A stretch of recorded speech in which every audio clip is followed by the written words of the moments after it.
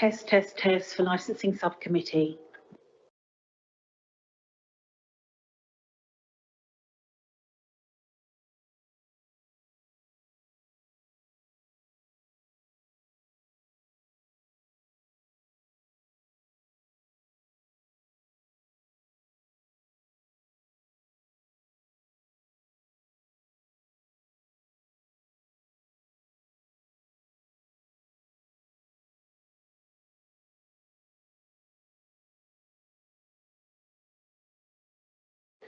Test, test. This is a test.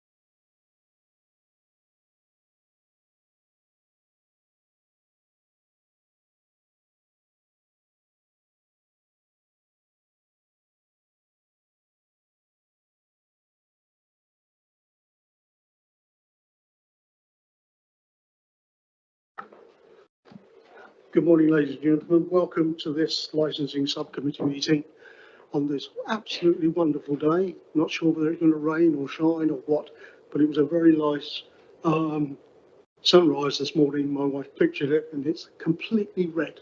So not sure whether that's an omen. My name is Michael Reid, one of the committee members, and on my left is Councillor Laming, and on my right, sorry, my left is Councillor Pitt, and on my right is Councillor Laming. The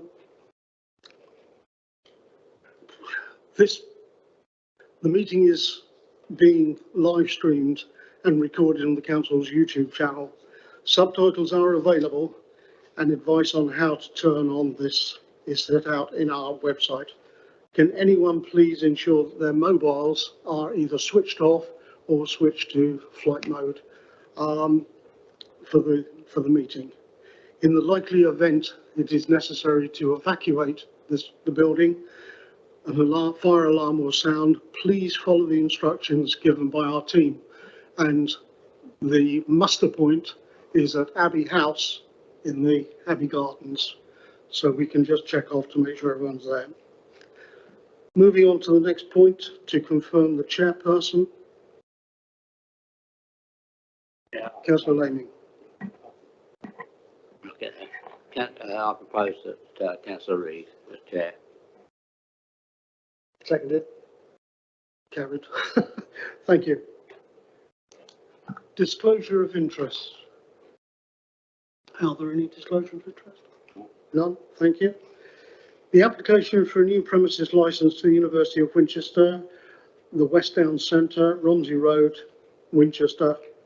The report is LR 582. In that report, it comes in two parts. The first one is dated the 10th of January, which is the main agenda, and a supplementary agenda was issued on the 13th of February. The supplementary was to give further information with regards to the site and its activities. So do we accept that as a... Thank you.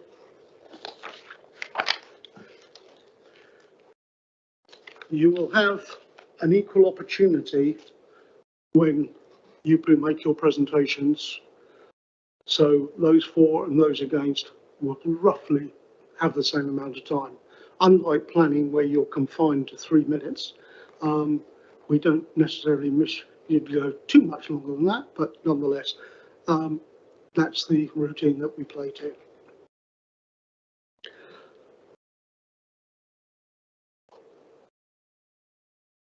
We will be following the adopted procedure for these hearings, which is set out on the reverse of the agenda paper. So you will have all seen that. Only points contained in the written representations, the report, and supplementary documents can be raised. No new evidence can be considered except with the agreement of all parties present. All parties are hopefully at the table. There's other persons, if there's people to come and sit at the table. First question then is to ask the officers to present the paper. Thank you, Chair. This application is for a new premises licence under Section 34 of the Licensing Act 2003 for the West Downs Centre at the University of Winchester, Romsey Road, Winchester. The original application was to provide regulated entertainment and sale of alcohol from 1100 hours until midnight and late night refreshment 2300 until midnight. 11 representations were received from other persons and 1 representation from Environmental Protection as a responsible authority. Since the application has been submitted, and following discussions with Environmental Protection, the applicant amended their application for regulated entertainment and sale of alcohol from 1100 hours until 2300 hours and to remove late night refreshment. There's also an amendment to the plan to restrict licensable activities to indoors only as shown on the plans on pages 34 to 38 of the report. Environmental protection, therefore withdrew their representation. However, Verity Potter from the service is here today to assist the subcommittee should they have any questions, and that's with the permission of the applicant solicitor. Since the meeting that was held between the applicant and the other parties, no further amendment has been made to the application. However, supplementary papers were received and sent to all parties on the 14th of February 2024. Other persons who have made representations have not yet had a formal opportunity to provide their comments on the changes to the application, so members should be mindful that additional comments that are not provided as part of their representations may be made today. However, the parties must make sure that they are relevant to the application. Should the subcommittee be minded to grant the application, there are conditions on pages 13 to 16 of the report to consider. Members may also wish to add additional conditions which are appropriate to promote the licensing objectives, but these should be discussed during the hearing so that the applicant has the opportunity to respond and explain how this may affect their operation of the business. That concludes my report. Thank you, Chair. Thank you very much. There are members of the environmental team present. Yes, Chairman. So there's Verity Potter, who's Environmental Health Officer. So if you have any questions of a technical nature, or if you want to understand greater about the representation, the discussions and what led to the withdrawal of the representation, then with consent of the applicant, she's here today to respond to that. We also have Ollie, who's here of his training, who's an apprentice for the team. Come to watch us in action today. Thank you. Thank you. We can only consider the issues relating to the full licensing objectives: the prevention of crime and disorder, public safety, prevention of public nuisance, and the protection of children. The subcommittee will also have regards to the national guidance and the council's licensing policy. Members, are there any questions you'd like to ask the licensing officers? None? Thank you very much. The applicant. Yes, thank you, Chair. I'm very much looking to keep this very short and sweet, hopefully. Firstly, myself and the university want to offer our apologies to the local residents because this application should have been better communicated to yourself from the outset, and that was an omission on our part. So we are sorry for that, and we would like to obviously have a great working relationship with our neighbours, as we do at present with our other university buildings. This application is very much for the West Down Centre to continue in the same vein as what it is at present, and which is to hold sort of corporate events, utilise the cafes, and also utilise the zero waste shop on the ground floor. At present, we do hold events at the university for those type of events, but we operate under temporary event notices, and we submitted several of those over the previous year, and they've operated just fine. We thought it would be better to have the premises licence there to be communicated to all local residents so that we have something that is enforceable by the licensing authorities and, you know, is there in a more permanent and stable basis. We understand that the concerns were raised by local residents and we completely appreciate those. It's following those concerns raised that we actually limited our application and withdrew the external areas just so that we have a great working relationship with our neighbours. I have Colleen with me here, who's the head of on-site operations at the site. She's over 30 years experience in the industry, has worked for the University of Winchester for over 25 years, never had an issue, is more than happy to answer any questions if you've got any.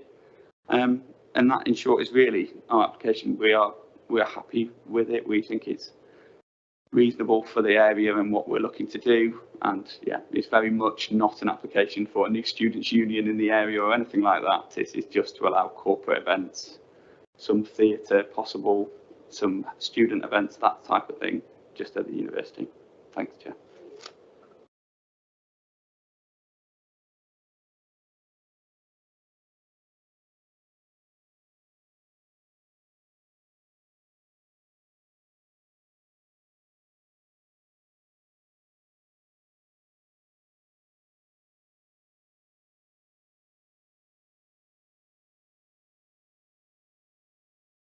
Sorry. Environmental health, are there any issues that you wish to highlight?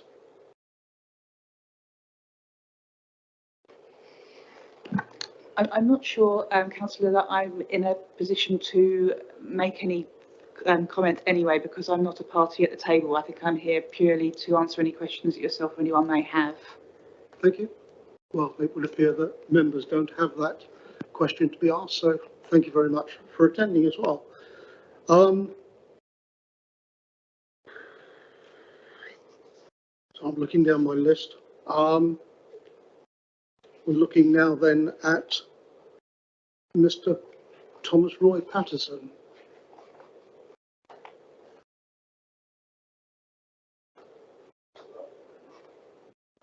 That's gone red. Is it? Red is good. Oh, God, sorry. Okay, thank you for your time. The points I wanted to raise is I believe there should be an absolute rejection on the grounds of the prevention of public nuisance and the protection of children from harm, particularly in the light of the university's demonstrated inability to manage. Particularly in the light of the university's demonstrated inability to manage such issues at the site already, as evidenced by the points raised by other persons already. The university's policy appears to be to do as little as possible and wait for people to complain. Other issues that I have are there is already a significant parking problem in the whole of that area around the university. I'm not sure whether that's a consideration for the licensing committee, sadly not. It's a concern for the local residents. I did raise some other objections that weren't in the original papers, and I'm taking the opportunity now to raise them here. And the other question I have, which I'm sure is not an issue, is that we seem to have been objecting to a moving target here, and the local residents haven't had time to properly reflect on each version that's been happening, and indeed changes have happened during the course of this week, which it's difficult to get your head around when they're happening so quickly and without us having the chance to properly understand them. Anyway, in what I trust is the unlikely event that consideration is given to permitting the licence, I've got other issues associated with that I hope you will consider. The first one is the dispersal policy. Now, I note a very hurried dispersal policy was published this week. It was obviously a copy of a local pub's one. It had nothing to do with the site itself, nothing to do with clearing the site rather than just the building, which is what it refers to in the front door of the building. It had nothing to do with covering the closing of the gate into Corns Close, which is where I live, to make sure that is closed. It is supposed to be, it often isn't. It had nothing to do with covering the issue associated with the hospice across the road. I just find it incredible that the university would wish to entertain partying across the road from that hospice. Secondly, the licence is now, the application is now only for indoors, but despite the request from the environmental team that there be a condition of the doors and windows being closed, that has been refused by the applicant because they will keep the windows and doors open, adding to the noise. So it might just as well be outdoor as it will indoor. There is no, it makes no difference under those circumstances. And I don't understand, although I've learned a little more in the last 5 minutes, why this application, and it may be a technical reason, cannot be restricted to what was originally described by the university, albeit unofficially, not in the actual licence itself, which is to cover corporate events, art exhibitions, plays and weddings. But I noticed the applicant solicitor mentioned student events in the last 5 minutes, which is another change to their desired requirement for this licence. It's just a moving feast, and it will undoubtedly be exploited for student activities to the detriment of all of the local residents.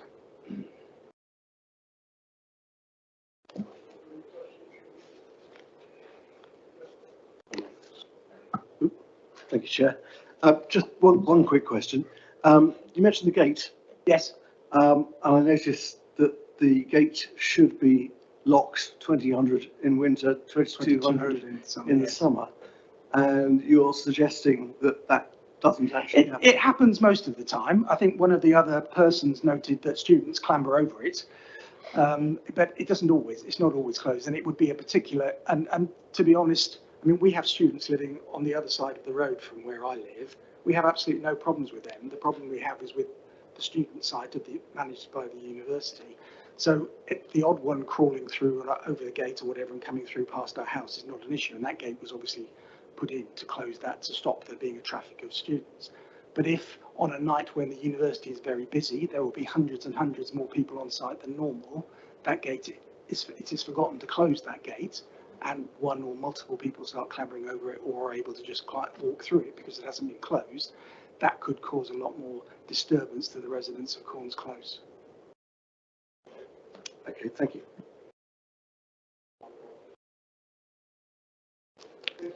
Thank you.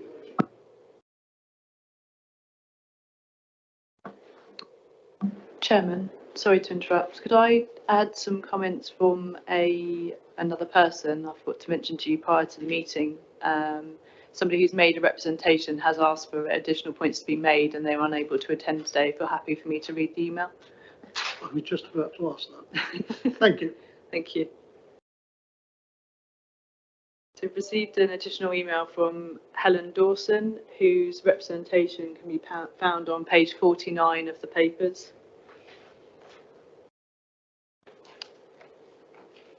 Her email says, I see some changes have been made. One additional point that I would like the committee to consider, as I'm unable to in person to point this out. We only have the university's word that they will not hold student activities here. Once the licence is granted, they will be able to do what they like within its bounds.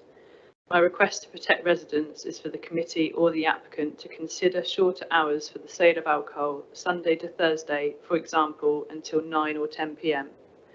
This would not impede commercial activities such as plays or corporate events, but would protect residents from late night nuisance on evenings where people have to go to work the next day and children need to go to school. This is not an unusual restriction for a student building, although it may be one that hasn't been applied in Winchester before, and would mean that activities like BOP would not be transferee to the West Down campus in the future. As an aside, although much is made of West Down's campus being available to the community, they do price their facilities on a basis that they are not accessible to community groups, only commercial enterprises. For example, the Winchester Writing Festival has moved elsewhere as the price was unaffordable. So I do find this claim stretches credulity. It's fine for the university to hold commercial events to boost their coffers, but the pretense that this is a community resource is nonsense. Thank you, Chair.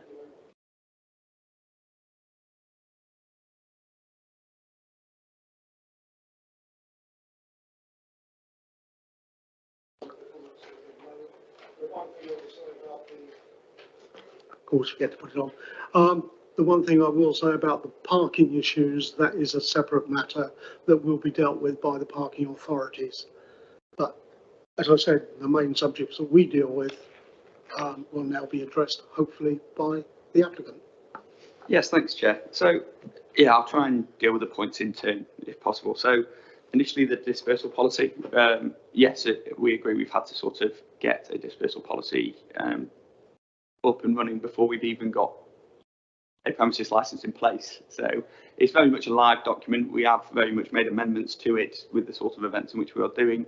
And we're happy to incorporate and send it over to you bits about Corns Close and how we deal with that and how we disperse people away.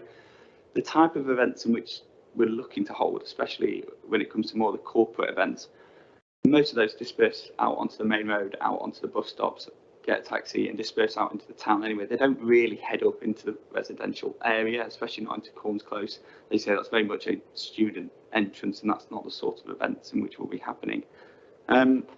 In terms of the types of events, yes, there will be some odd student events, but not in the case of BOP or any sort of students' union, which will be happening. These are the types of showcasing of artwork, showcasing of works that have been done by the students' union, by the students.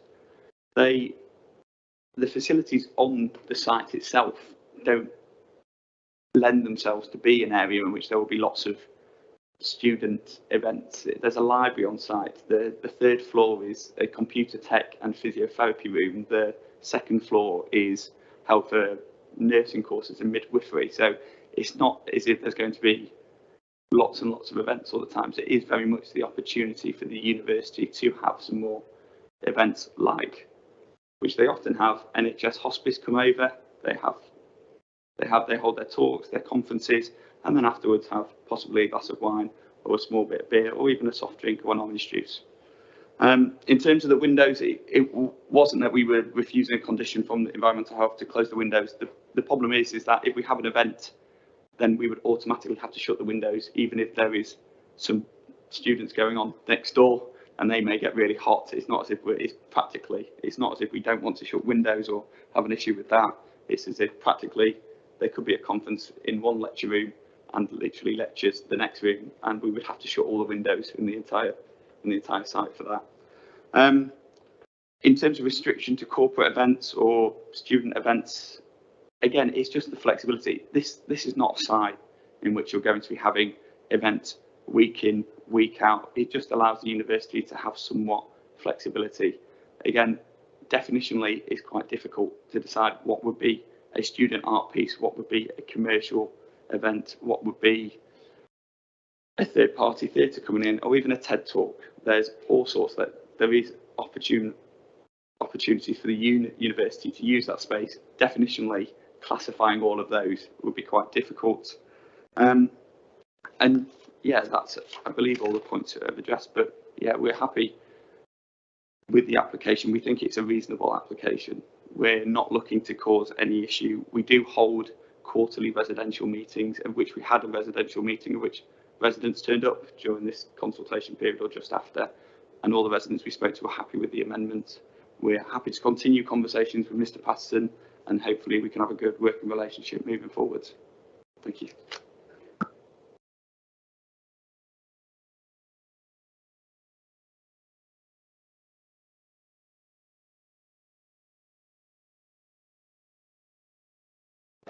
Sorry, Councillor Reid, microphone, please. Yeah. It's now the point where the committee will retire. However, on this occasion, it's everybody else will retire. We will stay here with our legal officer to discuss and work out exactly what our comments are going to be. Councillors, St. Jude.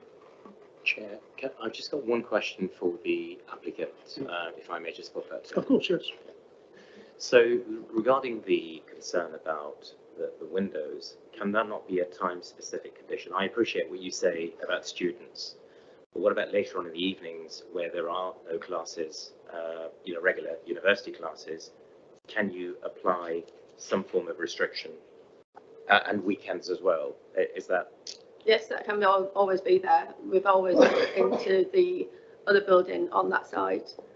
When we've got weddings and everything, yes, there's been occasions that the noise has got, when it's in summer, we've had the doors open, we've had to go and close them. But there's always, yes, a certain time you can actually say the windows or doors have to be closed. Okay, so can we agree Yeah, to we can a agree. certain Yeah, time? of course, yeah, no problem. If there's a specific time in which you're looking to, as you say, like 9 o'clock or something would be reasonable, yeah, we're happy to put 9 o'clock on to all windows and doors will be closed if that is something agreeable at this point. Chair, I think it might also be useful to invite Verity to make comment on that as the Environmental Protection Officer.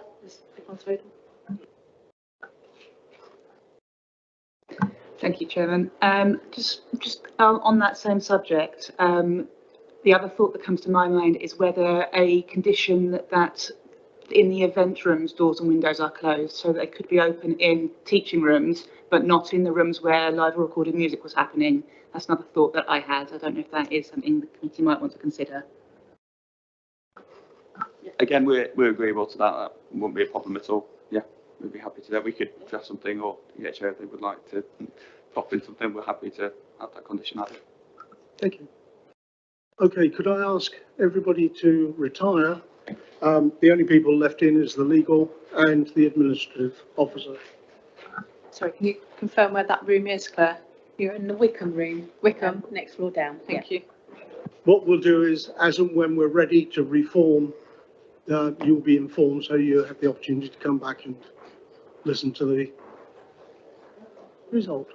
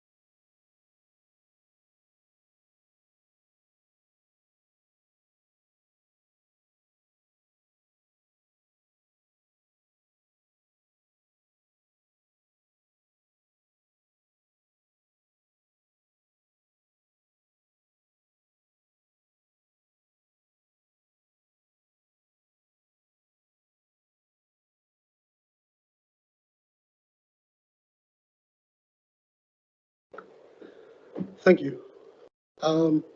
Welcome back. The application for the new premises licence to the University of Winchester, the West Down Centre, Romsey Road, Winchester. In reaching its decision, the subcommittee has carefully considered the application and the representations made by other parties, environmental protection. The applicant solicitor responsible for containing additional conditions and the dispersal policy and the applicant's evidence given today. It is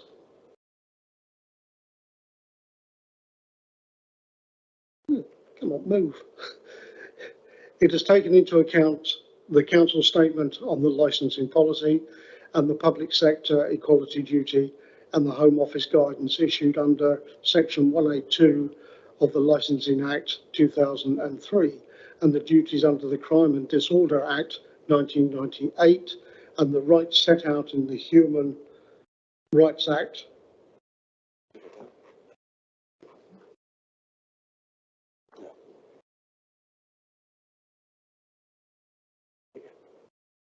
Okay.